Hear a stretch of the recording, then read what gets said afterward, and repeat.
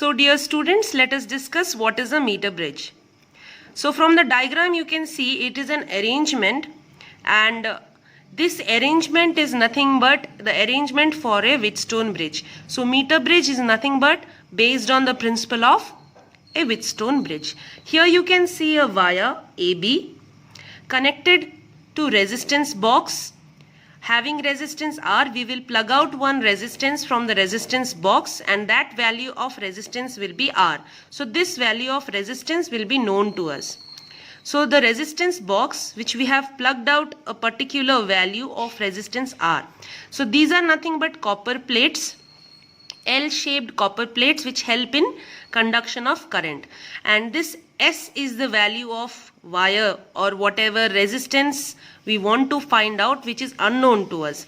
So that is connected between these two terminals of the copper plates. So let that value of resistance which we want to find out is S, and again the copper plate is connected to the end of the wire B. So students, this wire is made up of either manganese or constantan. Why this wire is made up of manganese or constantan? Because the variation of resistance with temperature for constantan or manganese is very less. So it is approximately constant. So even when the temperature varies, then the resistance of this wire will not change. A galvanometer is connected between the points D and this arrow implies the connection of a jockey. So we can slide this jockey to find out what is our condition for balanced Wheatstone bridge. At what point of the wire the galvanometer will show no deflection. That is the point where we will have our null point. That is, the current through the galvanometer will not pass. And that will be the condition for balanced Wheatstone bridge. So how, students, this arrangement is based on the principle of Wheatstone bridge? You can see here I have drawn a Wheatstone bridge arrangement. A Wheatstone bridge arrangement is nothing but arrangement of resistances in form of a quadrilateral. So you can see I have taken R, the value of resistance of a resistance box, to be R, the value of unknown resistance to be S.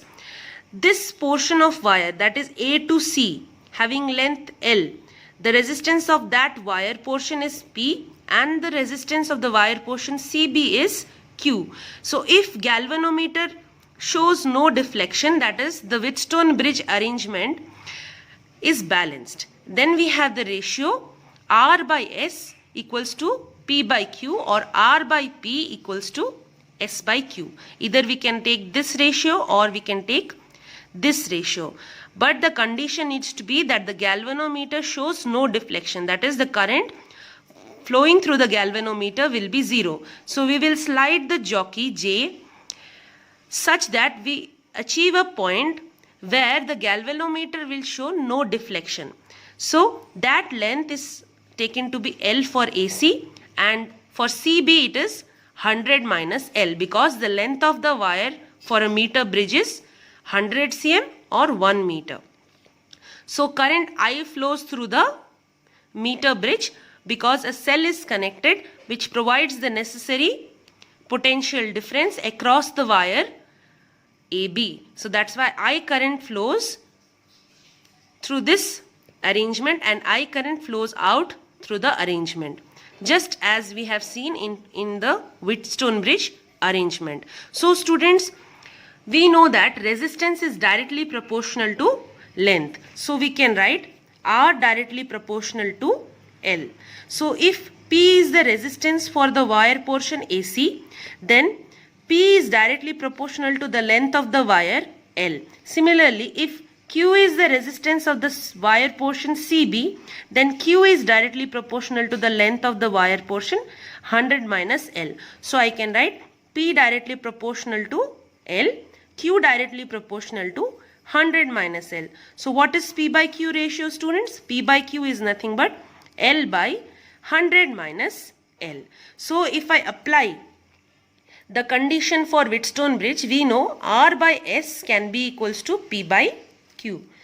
So R by S is equals to P by Q, or S is equals to the ratio of Q by P into R. So students, if you want to find S, so S is nothing but the unknown resistance. We can easily find out, students, that S is equals to the ratio of P by Q was L by 100 minus L. So Q by P will be 100 minus L by L into R. So we know the value of R by using the resistance box, and we also know the value of 100 minus L and L due to the null point arrangement. So we can easily find out what is the unknown resistance S using the arrangement of Wheatstone bridge and from the device meter bridge. Hello dear students, let us discuss what is a potentiometer. So just like we had studied meter bridge, this is also an arrangement. It is not a device, rather it is an arrangement, and this arrangement helps us to find out the exact value between the potential difference of 2 points or the EMF of a cell. So you will be thinking that we also have a voltmeter. What is the use of a potentiometer? Sometimes what happens, the voltmeter does not sometimes, it is always that the voltmeter never shows the exact value of potential difference between 2 points, because some amount of current flows also through the voltmeter, and because of which there is a loss in voltage due to the voltmeter, because the voltmeter has some resistance. So that is the reason why we do not get the exact value of potential difference between 2 points due to a voltmeter. So we use the arrangement called potentiometer to find out the exact or the accurate value of potential difference between 2 points in a circuit. It is also used to find out the EMF of the cell. So let us see what is the arrangement of a potentiometer. Just like a meter bridge, we also have a wire in potentiometer of length capital L. The wire has some resistance, and that is the reason why I have put a symbol showing that it has some resistance, and let that resistance of the wire be capital R. So this wire is connected to a cell having EMF E dash and internal resistance R with the help of a resistance box. This resistance box has a particular value of resistance, that is R dash. So I current flows through the wire and I current comes out of the wire. So we know that the length of wire AB is L. So what is the resistance per unit length of the wire? The resistance per unit length of the wire is R by L. So let us consider a point C, students. Let the length of that wire portion be L. So if AC has length L, so what is the resistance of this portion of wire? We know resistance per unit length is R by L, and the length of this portion is L.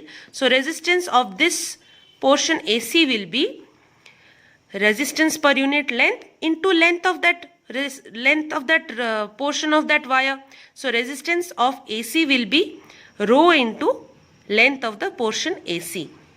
So RAC is equals to rho into L. So if we know what is the resistance between AC or the resistance of this portion AC, and we also know how much current is flowing, then we can easily find out what is the potential difference across AC by using Ohm's law. So potential difference across AC will be equals to current flowing through AC into resistance of AC. So if I current flows through the wire, then the potential difference across AC will be I into RAC. So how much current is flowing through the wire? I current is flowing through the wire, students. And how many resistances are connected? There are 3 resistances connected. R is the internal resistance of the cell, R dash is the resistance of the resistance box, and capital R is the resistance of the wire. So the total current flowing through the wire will be the total EMF in the circuit divided by total resistance. Since the resistances are connected in series, I have added them all. R to be the resistance of the wire AB, R dash to be the resistance of resistance box, and small r is the resistance of the cell. So the total current flowing through the wire AB is E dash by R plus R dash plus small r. So I know R, so I know I value. So now I can substitute this value of I in the formula for potential difference between AC. So VAC becomes E dash by R plus R dash plus R into rho L. What is rho here, students? Rho is nothing but the resistance per unit length of the wire.